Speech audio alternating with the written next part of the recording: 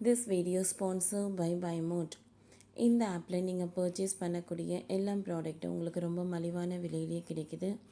இதில் நிறைய offers and coupons provide பண்ணுறாங்க. ஸோ இதோட லிங்க் உங்களுக்கு டிஸ்கிரிப்ஷனில் கொடுக்குறேன், யூஸ் பண்ணி பாருங்கள். கோவையில் பிரபல மத போதகர் ஜான் ஜெபராஜ் மீது போக்சோ வழக்கு. தலைமறைவான நிலையில் தனிப்படை அமைப்பு. கிறிஸ்தவ பாடல்கள் மூலம் சமூக வலைத்தளங்களில் பிரபலமாக ஜான் ஜெபராஜ் சிறுமிகளிடம் பாலியல் சீண்டலாக ஈடுபட்டதாக புகார் அளிக்கப்பட்டுள்ளது. இதையடுத்து அவர் மீது போக்சோ சட்டத்தில் வழக்கு பதிவு செய்யப்பட்டுள்ளது. தலைமறைவாக உள்ள ஜான் ஜெபராஜை பிடிக்க தனிப்படை அமைக்கப்பட்டுள்ளது. கோவையை சேர்ந்த பிரபல மத போதகர் ஜான் ஜெபராஜ்.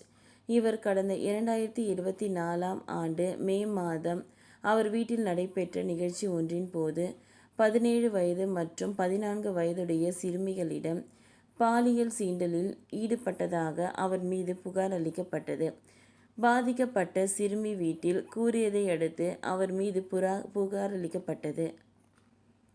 இந்த புகாரின் அடிப்படையில் அருகிலுள்ள அனைத்து மகளிர் காவல் நிலையத்தில் ஜான் ஜெபராஜ் வயது 37 மீது போக்சோ வழக்கு பதிவு செய்யப்பட்டுள்ளது.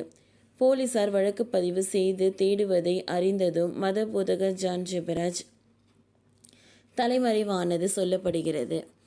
தற்பொழுது தலைமறைவாக உள்ள ஜான் ஜெபராஜை கைது செய்ய போலீசார் தனிப்படை அமைத்துள்ளனர்.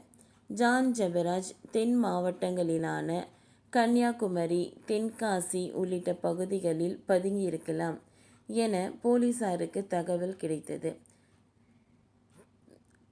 இந்த தகவலின் அடிப்படையில் தனிப்படை போலீசார் தீவிர தேடுதல் வேட்டையில் ஈடுபட்டுள்ளனர். கிறிஸ்தவ பாடல்கள் மூலம் சமூக வலைத்தளங்களில் பிரபலமான ஜான் ஜெபராஜ் மீதான போக்சோ குற்றச்சாட்டு பரபரப்பை ஏற்படுத்தியுள்ளது.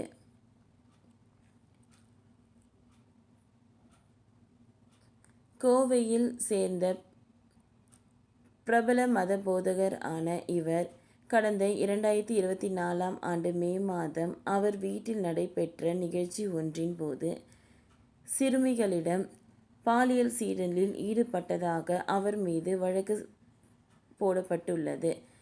சிறுமியின் பெற்றோர்கள் வழக்கின் அடிப்படையில் அவரை போலீசார் தீவிரமாக தேடி வருகின்றனர். ஓகே ஃப்ரெண்ட்ஸ், இந்த வீடியோ உங்களுக்கு யூஸ்ஃபுல்லாக இருந்ததுன்னா லைக் பண்ணுங்கள், ஷேர் பண்ணுங்கள், சப்ஸ்கிரைப் பண்ணுங்கள். நெக்ஸ்ட் என்ன வீடியோ பார்க்கலான்றதை கமெண்டில் சொல்லுங்கள். தேங்க்யூ.